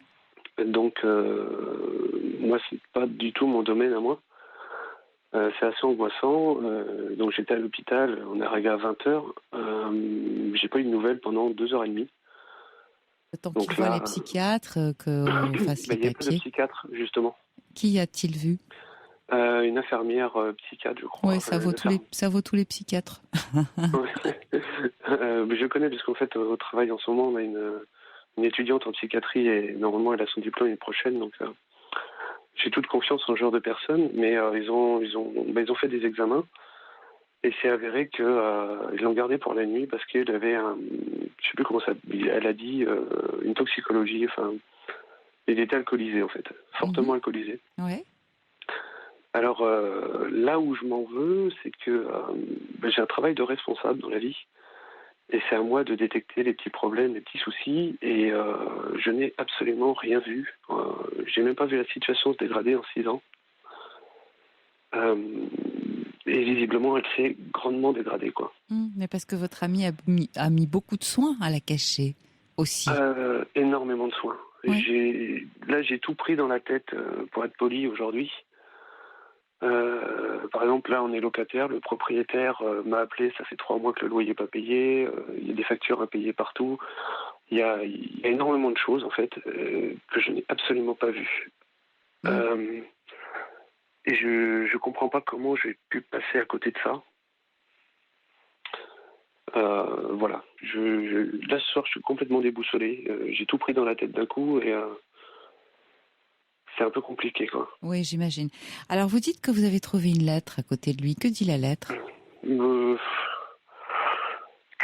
Alors, faut dire qu'on a 27 ans d'écart déjà. Oui. Donc, il a 63 ans, j'en ai 36. Il estime qu'il a raté sa vie. Il estime que, pour reprendre ses termes, je suis un gros con. Il avait une entreprise, il l'a vendue, donc bien vendue, on va dire. Visiblement, dans sa lettre, il me disait qu'il était ruiné. Oui, je crois que c'est le fond du problème. Non, c'est pire que ça. Il me disait qu'il n'avait plus d'amis et que sa famille ne veut plus lui parler. Alors, il faut savoir qu'il a eu 3 enfants. 3 enfants qui ne veulent plus du tout lui parler. Et c'est là, à mon avis, le fond du problème. Moi, ne sachant que faire, j'ai appelé sa fille. Et là, je vous dis, j'ai tout appris ce soir. Sa fille m'a appris que c'est la 3e fois qu'il fait ça, qu'elle l'a ramassé 3 fois la petite cuillère, que manifestement il a un problème psychiatrique depuis l'âge de ses 10 ans, oui, et qu'il refuse obstinément de se faire soigner, et qu'elle a complètement abandonné son père parce qu'elle n'arrive plus à le ramasser à la petite cuillère. Bien sûr, c'est trop douloureux pour elle. Et elle m'a dit, elle l'a pas dit comme ça, mais je vais le faire avec mes mots. Si j'ai un conseil à te donner, va-t'en. Oui, bien sûr, mais parce que c'est une façon de vous dire qu'elle s'est sauvée, elle, comme ça. Mais elle n'a pas pour lui les mêmes sentiments que vous. Ils ne sont pas de la même nature. Non, certes, mais... Elle a une vie à faire. Vous avez 36 ans et puis vous avez envers cet homme un sentiment amoureux, j'imagine. Ah oui, très très fort. Mais je sais plus quoi penser, sincèrement. Quoi. Vous avez affaire à quelqu'un qui effectivement a un problème psychiatrique, qui en est à sa 4e, si je comprends bien. Que ça. Ouais. Plus que ça, mais on n'est pas au courant de tout en fait. Tentative, et que vous n'êtes pas tout puissant et que vous ne pouvez pas guérir quelqu'un qui ne veut pas l'être.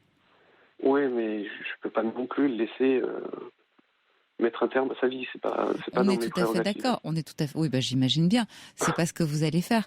Mais je crois que il est de votre devoir, d'une certaine manière. Enfin, devoir, on s'entend, hein. Mais de l'amener à se faire soigner, en lui disant, moi, je peux pas supporter cette responsabilité. Oui, je crois qu'il est même pas conscient du problème. Il ne veut absolument pas. Parce qu'il y a des petites alertes il y a quelque temps, mais sans gravité. Je me suis dit que c'était juste comme ça, quoi. Quel genre? Des petites, il était parti pendant une journée complète. Et puis il m'a appelé, il m'a dit j'en peux plus et tout. Donc je lui ai dit écoute, je sais pas ce qui t'arrive, mais viens, on va trouver une solution. Donc là, il m'avait parlé de ses problèmes d'argent. Ouais. Donc ça fait 6 mois que je paye absolument tout, enfin presque tout. On s'était mis d'accord, il payait le loyer et 2-3 factures, je payais tout le reste en fait. Je me suis mis financièrement en difficulté personnellement, puisqu'on sépare nos comptes, on va dire. Et là, c'était la première petite alerte. Et moi, je me suis dit, bon, voilà, c'est un problème résolu, on s'arrange comme ça, tout va bien, quoi. Et en fait, je m'aperçois que c'est beaucoup plus profond. Et pour rebondir sur le fait qu'il faut que je le convainque, etc., moi, ce qui me fait très peur, c'est qu'on n'a aucun lien par le fait de vivre ensemble. Ah, c'est déjà un lien très fort. Depuis 6 ans. Juridiquement, je veux dire, il n'y a pas de Pacs, il n'y a pas de mariage. Non, mais de toute façon, quand bien même vous auriez un Pacs, quand bien même vous seriez marié, s'il ne veut pas se soigner, le mariage ou le Pacs ne changerait rien. Oui, mais je pensais que si à un moment donné, un psychiatre estime que ça allait entre guillemets l'interner, enfin, je ne sais plus comment ça s'appelle. Oui, il a besoin de l'autorisation d'un membre de sa famille. Oui, mais en même temps, il y a aussi ce qu'on appelle l'HDT, c'est-à-dire l'hospitalisation faite par un tiers, demandée par un tiers. Et là, il faut que 2 médecins s'accordent tout simplement sur le devoir d'interner une personne pour la simple raison que cette personne est dangereuse pour elle-même. Ou pour les autres, mais en l'occurrence pour elle-même. En fait, ce qui leur ressort de l'hôpital, c'est qu'il faut que je rappelle demain, parce que là, ce qu'ils ont appelé dégrisement. Alors, ils n'ont pas voulu me dire le taux, mais apparemment, c'est assez élevé. Oui. Elle est en dégrisement, il y a un psychiatre qui vient le voir demain, et la question, c'est est-ce que, si le psychiatre me demande, est-ce que je dois prendre cette responsabilité, alors que ces enfants ne veulent prendre aucune responsabilité vis-à-vis de leur père. C'est à moi de prendre une décision, quoi. Mais votre décision, je vais vous dire, votre avis est un avis pour le psychiatre qui est consultatif, parce que vous l'avez dit, vous n'avez pas de lien, vous n'êtes pas pacsé, mais c'est même pas le problème. Quand bien même vous seriez marié, vous imaginez bien que si tous les gens mariés demandaient de faire interner leur femme ou leur mari, c'est pas la femme ou le mari qui décide, parce qu'à ce moment-là... Ça serait l'hécatombe. Oui, voilà, vous m'avez enlevé les mots de la bouche. Il y aurait foule. Non, c'est le psychiatre qui est médecin, qui est à même de juger de l'état psychique de votre ami. C'est lui et lui seul qui peut décider de l'interner ou pas, tout simplement. Oui, tout à fait, mais... Ou en tout cas, lui conseiller vivement. Vous savez, quand on fait une tentative de suicide, c'est qu'on est dans la pathologie, Anthony. J'attire votre attention là-dessus. Dans la pathologie, ça veut dire qu'on est malade. Votre ami a de vrais troubles psychiques. Pourquoi je vous dis ça ? Parce que je sens une très grande culpabilité dans vos propos. Et que vous n'êtes pas responsable de ces troubles. Qui plus est, sa fille vous dit que ça fait déjà longtemps qu'il est dans cet état-là et qu'il ne veut pas se soigner. Donc la responsabilité, elle n'est pas du tout de votre fait. Vous me dites, je n'ai rien vu. Moi, je pense que si vous avez vu, et puis vous avez déjà fait ce qu'il fallait, il vous a fait part de ses soucis financiers. Je pense que c'est un homme qui effectivement est au bout, qui doit être dans un état de grande détresse financière, qui n'ose pas vous en demander plus parce qu'il m'a dit l'infirmière. Voilà. Elle a dit qu'il voulait pas m'accabler. Voilà, il veut pas vous accabler, il ne veut pas vous en demander plus, mais lui se trouve dans une impasse. Donc comment se sort-il de l'impasse d'une certaine manière ? Par cette attitude de fuite. Vous comprenez ce que je veux dire ? Parce que là, il est dans la fuite. Il veut en finir, il ne sait pas comment faire, et donc, mais en même temps, et j'attire aussi votre attention là-dessus, on en est donc à la 4e, et il s'est toujours loupé. Oui, heureusement, on est content. Je suis pas du tout en train de dire zut. Oui. Hein, on a bien, vous m'avez bien compris. Vous m'avez bien compris. Si c'est pas vraiment que des appels, mais ce sont des appels. Il n'a pas envie vraiment de se tuer. Mais de plus en plus, en fait, il me parle de son enterrement, de ce qu'il veut, de ceci, cela. Et je trouvais, j'ai pas trouvé ça bizarre. Non, mais il anticipe. Moi, je pense que c'est la détresse financière et c'est l'impasse dans laquelle il se trouve. Je pense que c'est la détresse affective, plus financière. Parce que financière, il m'a toujours, c'est grâce à lui que j'ai grandi. Parce que vous disiez tout à l'heure que c'est une pathologie, les tentatives de suicide. Je me sens pas nécessairement psychopathe, mais j'ai essayé de faire, j'en ai fait 2 moi personnellement. Et c'est lui qui m'a relevé, qui m'a appris à être fort, etc. C'est lui vous n'êtes pas psychopathe, mais certainement, si vous avez fait des tentatives de suicide, c'est que vous aviez aussi un problème à un moment donné. Vous savez, quand on fait une tentative de suicide, c'est que on n'est on passe de l'autre côté du miroir. Oui, tout à fait. Voilà. Mais, donc on n'est pas dans un état normal. On a une autre perception de la réalité. mais là, le cas, c'est que je sais plus ce que je voulais dire. C'est pas grave, posez-vous. On va. Le cas, c'est que en fait, c'est tellement soudain en fait. Hier, il rigolait, et là, d'un coup, je sais pas du tout ce qui s'est passé. D'un coup, il a pris de l'alcool. Ses problèmes lui sont peut-être apparus plus grands, et en même temps, l'alcool a provoqué une désinhibition qui lui aurait donné éventuellement le courage de passer à l'acte, parce que c'est un passage à l'acte. Mais il n'est pas passé à l'acte. Il n'est pas passé à l'acte. Mais je pense qu'il n'est pas passé à l'acte parce que je suis arrivé plus tôt en fait. Je me suis dépêché parce que vu qu'il répondait pas, je suis arrivé plus tôt que d'habitude. Pas sûr, parce que tout était prêt. Attention, il était allongé sur le canapé. Il n'était pas debout sur le tabouret en train de se passer la corde. Oui. Il était allongé sur le canapé. Il n'a pas voulu passer à l'acte. Il n'a pas réussi à passer à l'acte. Mais c'est ultra choquant quand même. Mais évidemment. Ça, je ne vous dis pas le contraire. Et l'infirmière psy, en fait, n'avait pas de temps, puisqu'elle avait énormément de patients, et elle m'a dit qu'elle ne pouvait pas me prendre, et je crois que ça m'aurait fait du bien d'avoir un avis externe. C'est d'ailleurs aussi pour ça que j'appelle, parce que là, j'ai appelé ce qui était plus proche de moi, ma tante, celle avec qui je m'entends comme chien et chat, et elle m'a dit si ça va pas mieux, va-t'en. Et j'ai l'impression que tout le monde me dit va-t'en, mais j'ai pas du tout envie de partir. Non, puis vous n'avez pas envie de laisser quelqu'un en détresse. Si vous C'est pas ça, c'est que je l'aime, et puis en plus il m'a appris à être fort, et je sais qu'on peut être fort, enfin je peux être fort pour deux aujourd'hui, quoi. Donc on peut relever la tête et se. Jusqu'où? Mais je sais pas jusqu'où. C'est ça le problème. Ce que je voudrais pas, c'est que vous y perdiez, vous aussi. Moi, je ne vous dis pas de vous en aller, parce que si vous partiez aujourd'hui, vous ne vous le pardonneriez pas. Exactement. Donc, voilà. Donc, c'est pas aujourd'hui. C'est pas aujourd'hui que vous allez prendre cette décision, et je pense que vous allez faire exactement le contraire. Vous l'aimez, vous avez envie de le soutenir et d'être là pour lui. Et bravo. Et vous avez raison. C'est pas quand les gens vont mal qu'on s'en va en disant finalement ils me réussissent pas au teint, donc je m'en vais. Je suis d'accord avec vous. C'est un peu lâche comme attitude, quoi. Puis pas dans ma nature. En plus. Voilà. Donc cet homme est en souffrance. Par contre, là je vous le dis, vous n'êtes pas médecin. Vous comprenez ce que je veux dire? Vous n'êtes pas médecin et vous n'êtes pas thérapeute. Donc, et aussi, vous n'êtes pas tout puissant. Et même la force de votre amour n'aura pas raison de ces troubles psychiques. La seule façon que vous ayez de l'aider, c'est de l'amener à se laisser soigner. Mais c'est là où je sais pas. Ces 3 enfants ont essayé, sa fille a essayé plusieurs fois, et personne n'a jamais réussi. Oui, bien sûr, ce sont ces 3 enfants, mais vous n'avez pas les mêmes liens. Vous vivez avec lui. Vous comprenez ce que je veux dire? Vous vivez avec lui, vous êtes son compagnon de vie. Vous êtes aussi la personne qui l'appelle quand ça ne va pas.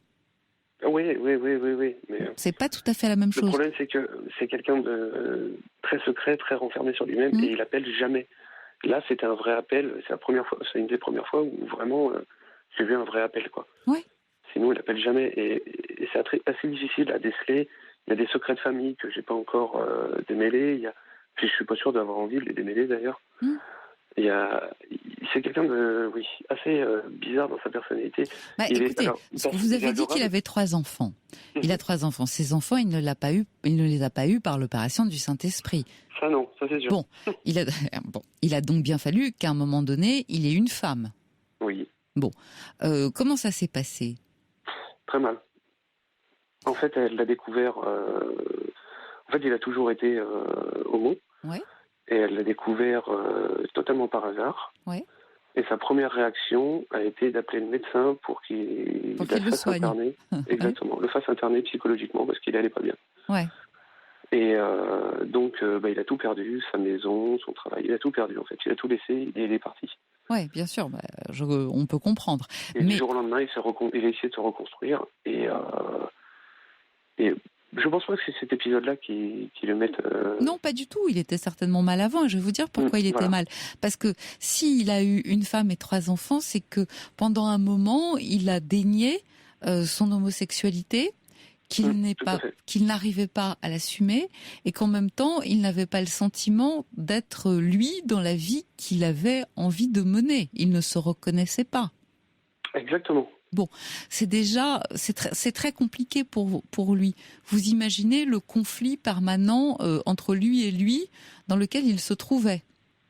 Et à mon avis, c'est un conflit qui date depuis très longtemps, c'est-à-dire qu'il a ce sentiment en lui, il a essayé de lutter contre, il s'y est épuisé, il a essayé certainement de coller aux désirs des autres, de coller certainement à des désirs parentaux, familiaux. Voilà, et il s'est épuisé à ça. Aujourd'hui, je pense que cet homme est à bout. Les soucis financiers par-dessus, à un certain moment, oui, il est en plein craquage. On peut supposer que les tentatives de suicide qu'il a faites auparavant, c'est parce qu'il n'assumait pas la vie qu'il avait. Voilà, tout simplement, et que peut-être vis-à-vis de ses enfants, il avait énormément. Je pense que la dernière qu'il a faite avant ce soir, c'était un appel à sa fille parce qu'elle commençait à s'éloigner pour lui dire reviens vers moi. Je pense que c'était vraiment ça. Enfin, c'est comme ça que je l'ai compris. Ouais. Parce qu'il se sent pas entouré en fait et il lui manque du monde autour et du monde qui l'aime en fait. Et c'est des appels. Et là, ce soir, je sais pas si c'est un appel, mais moi, je suis resté très choqué, quoi. Je suis resté, sûr. Voilà. Bien sûr. Ça fait combien de temps qu'il est séparé de ses enfants, puisque... Ça fait... ses enfants, ils ont mon âge, donc ça doit faire une trentaine d'années. Une trentaine d'années. Entre 25 et 30 ans, oui. Alors, je reçois un SMS à votre attention, Anthony, donc pour que vous ayez une idée, hein, nos auditeurs vous entendent. Et il dit la chose suivante: pour votre ami, vous êtes arrivé à temps. Sachez que vous n'êtes responsable de personne, mais ne vous reprochez rien. Il aurait fait cette tentative demain ou dans 15 jours et vous ne l'auriez sans doute pas plus vu. Vous comprenez ce que je veux dire ? Parce qu'en même temps, il faut voir aussi ce qui l'amène à être dans cet état de craquage, c'est-à-dire les efforts inouïs qu'il fait pour camoufler, dissimuler son état. Ouais. C'est épuisant. C'est épuisant. Moi, il m'a appris à mettre mon énergie dans d'autres passions, dans d'autres choses, et je trouve dommage qu'il mette son énergie là-dedans, quoi. À essayer de camoufler quelque chose. Je trouve qu'on est beaucoup plus fort à deux que tout seul. Et ah oui, c'est vrai. Enfin, moi, je sais que quand je vais pas bien, le premier truc que je fais, c'est en parler. On essaie de trouver des solutions parce que ça m'aide beaucoup. Ouais. Vous connaissez ce proverbe africain magnifique qui dit tout seul on marche plus vite, à deux on va plus loin. C'est vrai. C'est vrai. Alors, moi, ce que j'ai envie de vous dire, c'est que vous alliez demain pour le rassurer, lui dire que vous êtes à ses côtés, que vous êtes là, mais que tout seul, vous ne pouvez rien. Et qu'il faut qu'il vous aide, que vous avez envie de le soutenir, mais que vous avez, parce que vous l'aimez, envie de voir qu'il cherche à aller mieux et qu'il fasse ce qu'il faut pour cela, c'est-à-dire accepter de se faire hospitaliser, de recevoir les soins adéquats. Je vous le dis pourquoi, Anthony, on sort d'une dépression, on en sort. Aujourd'hui, c'est quelque chose qu'on soigne très bien. Oui. Mais je suis pas sûr que ce soit une dépression, vraiment. Je crois il est en dépression. Si déjà, dans un premier temps, on arrivait à juguler ça serait pas mal. Ouais, mais je pense que c'est beaucoup plus profond que ça, en fait. Oui, bien sûr. Mais déjà, une hospitalisation, je vais vous dire pourquoi. Parce qu'une hospitalisation, il serait dans un milieu médicalisé. Sécurisé aussi. Médicalisé, et c'est ce qui lui donnerait le sentiment de la maladie, de la pathologie. Parce que quand on est dans un hôpital, c'est bien parce qu'on est malade. Quand on est malade, on est donc déculpabilisé aussi par rapport à son état. Ouais. Et on accepte de se laisser traiter. Surtout si les médecins vont lui dire « Monsieur, il y a une issue au bout du tunnel, mais laissez-nous faire. » Oui, encore faut-il qu'il ait envie d'aller au bout, quoi. Oui, mais ça, qu'il n'ait pas envie d'aller au bout, je vais vous dire pourquoi il n'en a pas envie aujourd'hui, c'est parce que les dépressifs ne voient pas le bout, donc ils n'ont pas envie d'y aller. Ils imaginent qu'il n'y aura pas de bout. C'est le principe même, le symptôme même de la dépression, c'est de penser qu'on ne s'en sortira pas. Si on pense qu'on s'en sort, on n'est déjà pas dépressif, vous comprenez ? Ouais. Voilà. Oui, mais oui. Ouais. Ouais, en plus, la psy là, tout à l'heure m'a dit que il voulait le laisser. Alors, je sais pas comment les termes qu'elle utilisait, mais grosso modo dans sa bulle, sans téléphone, sans personne autour de lui, pour qu'il entre guillemets réfléchisse Donc j'ai pas le droit de le voir. Alors je sais pas pendant combien de temps, mais faut que j'appelle demain l'hôpital, quoi. Mais écoutez, faites-le parce que de toute façon, demain vous allez être présent et puis vous ne pouvez pas manquer. Puis après ce qui s'est passé, je pense que aussi il a besoin de vous. Tout simplement, Je pense, ouais. Mais pas moi, j'ai forcément, besoin aussi. oui, mais pas forcément de vous voir pendant très longtemps. Le simple fait de vous voir va déjà l'aider. Ça veut dire que vous êtes là. Voilà, vous êtes là, vous ne l'abandonnez pas. Quoi qu'il ait fait, vous ne l'abandonnez pas. Bon. Bah non. Bah oui. Ça, c'est pas mon but. Voilà. Et puis dites-lui que vous avez compris, que vous êtes au courant pour ses soucis financiers, que ce ne sont pas les soucis financiers qui doivent conduire à cet acte, que bon, on verra. J'ai bien entendu que vous-même vous étiez mis, bon, mais ça on peut. L'argent, c'est de l'argent. Enfin, je veux dire, Voilà, on en a plus, on s'en fout. On peut toujours s'en sortir. Alors, Exactement. si vous permettez, Anthony, j'aimerais bien qu'on prenne en même temps que vous Isabelle, parce que Isabelle a eu non pas une expérience similaire à la vôtre, mais elle a éventuellement quelque chose à nous faire partager. Bonsoir Isabelle. Oui, bonsoir. Je suis très contente de vous avoir et puis de vous avoir, Caroline, et puis d'essayer d'aider Anthony. Voilà. Bonsoir Anthony. Donc je me suis permis de réagir, bien fait, oui. de réagir parce que moi j'étais avec un ami, on a vécu ensemble et tout, et il s'est suicidé. Et en fait, plusieurs fois avant, il a fait ce qu'on appelle donc des TS. Des tentatives de suicide. Voilà, des tentatives de suicide. Et en fait, je suis un petit peu émue, hein, excusez-moi. Bien sûr. Bien sûr. Et en fait, c'est pour lui, CTS, c'était aussi pour les alentours des appels au secours, jusqu'à un moment donné où, il a réussi vraiment à le faire. Mais j'ai envie de dire, il a réussi à le faire, malheureusement, parce que il s'est isolé de tout le monde, ouais. y compris de moi-même. Et dans notre couple, je sentais que quelque part, il était en train de m'isoler et aussi de me dire, si tu me quittes, je le ferai. Alors moi, j'ai envie de dire, on n'a pas le droit de mettre en otage l'autre personne qu'on aime. J'ai envie de dire aussi que les appels, il faut les entendre. Oui. Comme vous dites, vous, Caroline, peut-être qu'il ne voulait pas le faire, que c'était un appel. Et moi, je dirais, il y a deux cas de figure. Parce que pour mon ami, c'était ça. Et pour ma sœur, qui a aucun passé psy, elle s'est suicidée et elle ne s'est pas loupée. Oui, je comprends ce que vous voulez dire. Donc, il y a deux choses qui se passent.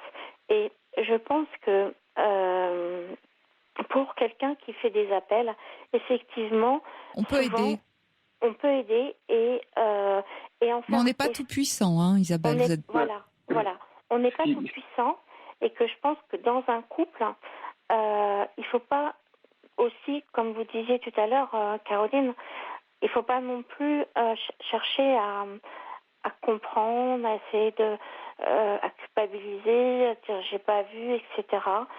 Si vous avez vu, puisque déjà vous avez agi en appelant les pompiers, c'est énorme. Et moi j'ai envie de vous dire aussi, Antoine, c'est ça ? Anthony, pardon. Et moi j'ai envie de dire, vous avez déjà fait le plus gros.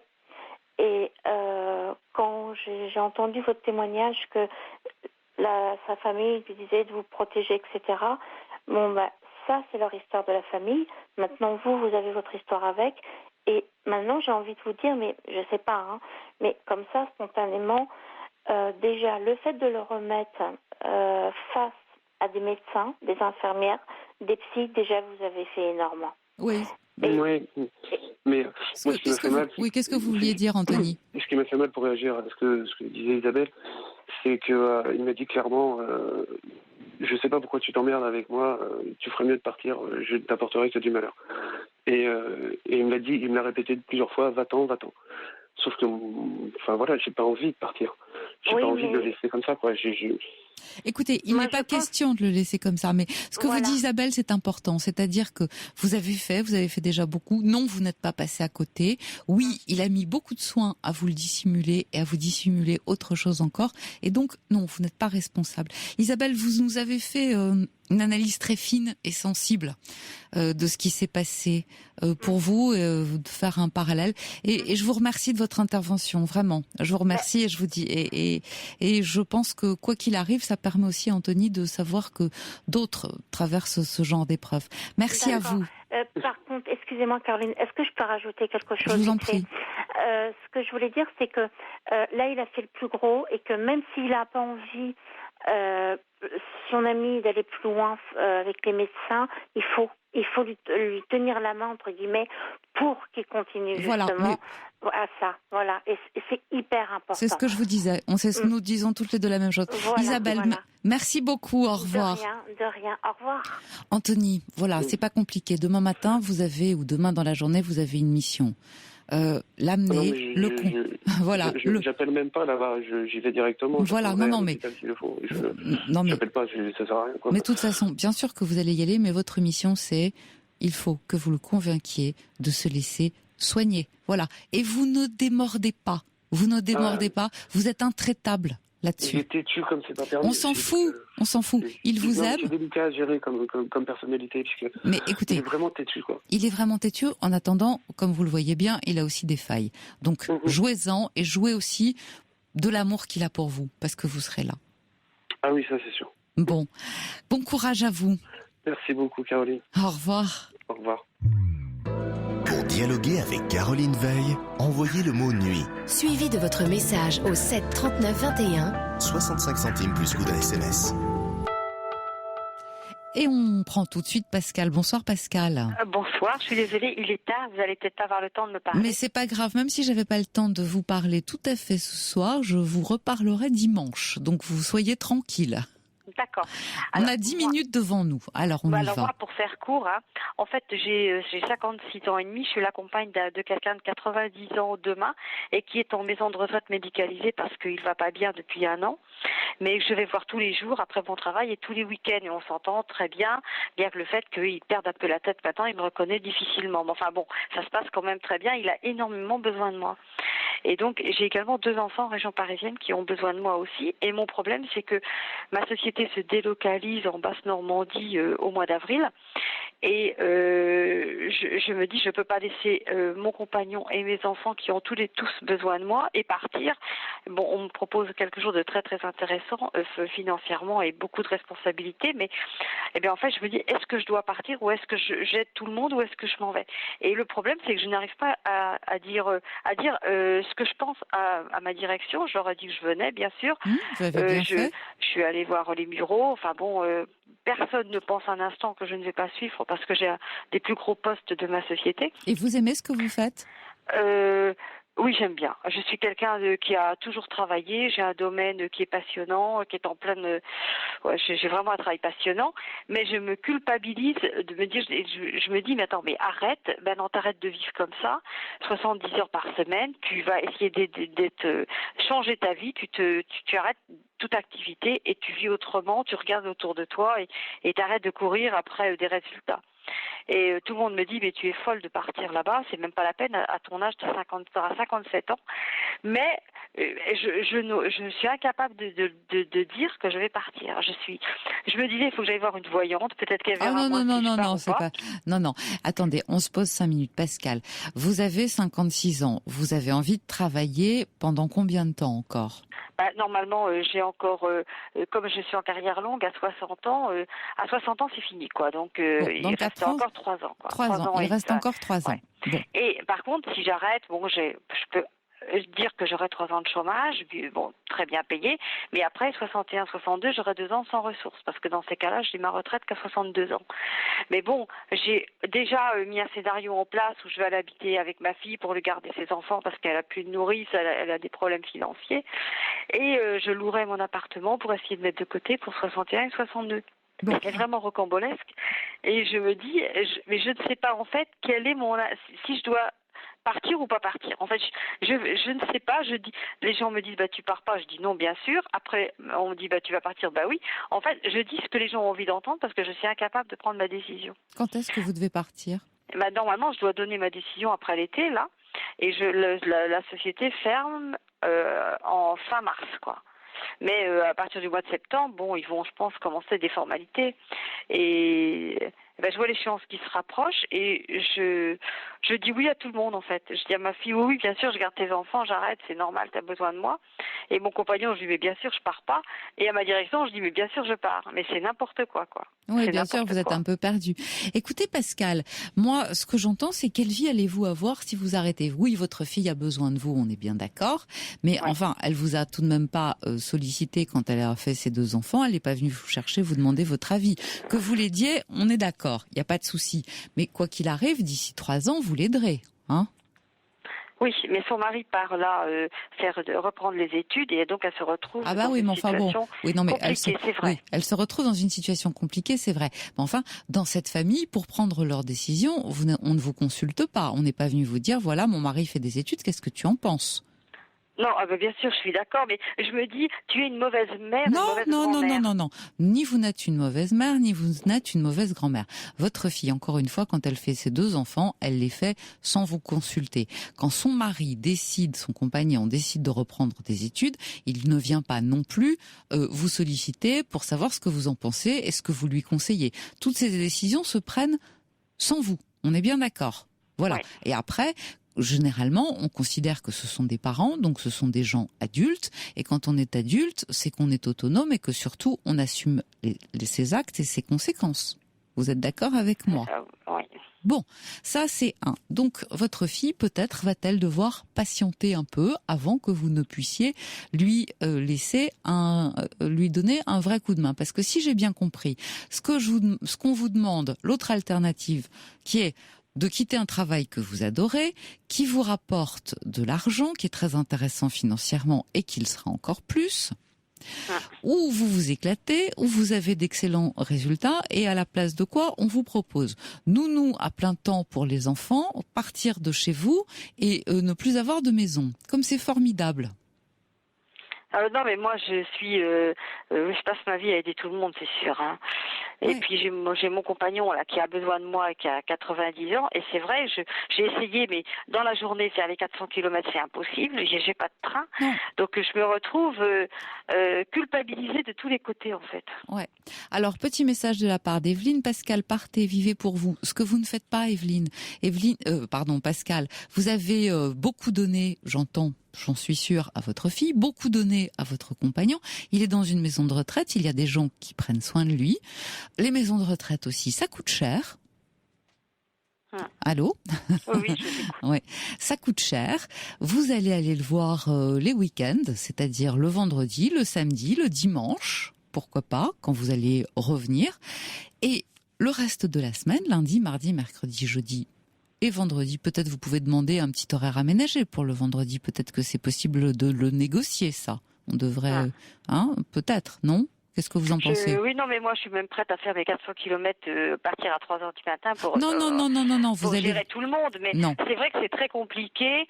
Je me culpabilise de me dire, écoute, t'as 57 ans, à quoi ça te sert de recommencer encore ta vie et puis de repartir ça sert pas à recommencer, ça sert à continuer et il vous faut vivre, Pascal. Parce que vivre uniquement dans le désir des autres et pour les autres, ça n'est pas vivre. Ça s'appelle se sacrifier.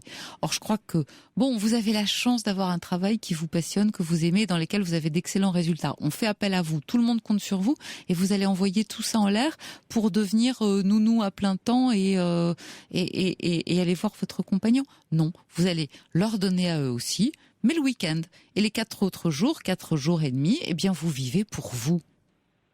Est-ce que vous avez envie de vivre vous? Mais remarquez, je n'ai jamais vécu pour moi et ça c'est quelque chose. En fait, c'est vrai que j'ai mon ex-mari que j'ai quitté au bout de 27 ans, a passé sa vie à faire des tentatives de suicide. Donc j'ai fini par quitter tout ça et j'ai vécu 6 mois après avec quelqu'un de 82 ans qui était malade, mais passionnant. Et en fait, c'est vrai que j'ai toujours joué à l'infirmière. Bah oui, c'est ça. Et peut-être que, voilà. Hein, si vous étiez un jour votre propre infirmière, ça serait bien ça aussi. Ouais. Votre propre infirmière. Vous savez ce que je ferais, moi, si j'étais vous? J'accepterais, je partirais. Voilà, je partirais comme votre société se délocalise. Et puis, si mon Dieu, dans un an, ça ne fonctionne pas, eh bien, vous arrêtez. Tout simplement. Mais je ne raterai pas cette chance. Vous n'allez pas maintenant vous rayer de la carte sous prétexte que tout le monde compte sur vous pour pouvoir vivre sa vie. Oui, non, mais c'est tout à fait ça. Hein. C'est tout à fait ça. C'est-à-dire que les autres vous demandent de ne pas avoir de vie pour eux, pour pouvoir vivre la leur. C'est quand même un peu fort de café, non ? Non, mais vous êtes la première à me dire ça parce que tout le monde me dit mais c'est pas possible, tu vas pas partir, c'est la chance de ta vie de tout arrêter et puis de te reposer. Mais en fait, c'est pas pour me reposer, c'est pour aider d'autres personnes. Oui, voilà, c'est ça. Mais je me dis mais je fais quoi? Mais vous avez très envie de partir, moi je l'entends, parce que sinon vous n'appelleriez pas. Si vous n'aviez pas envie d'y aller du tout, vous ne seriez pas en train de me poser la question. Ce dont vous avez terriblement envie, c'est d'y aller. Ce que vous ne savez pas, c'est comment dire à tous les autres que vous n'allez pas faire ce qu'ils vous demandent. Point barre. Oui, mais c'est vrai en plus. Mais oui. Donc, eh bien, vous allez leur dire exactement comme vous venez de le faire maintenant. C'est trop tôt pour moi pour arrêter. J'en ai besoin financièrement. Et j'ai besoin de penser à moi aussi. Et dans un an, peut-être que je réfléchis et je pense à vous. Pascal, je voudrais que vous me rappeliez dimanche, éventuellement. Oui. Et on développe ça de nouveau parce que ça mérite d'être creusé. D'accord? Je compte sur vous. D'accord, mais d'accord, je vous appelle dimanche soir. Au revoir. Bon courage, au revoir. Il est 1h, vous écoutez Europe 1, le flash avec Fanny Blechner. Bonsoir Fanny.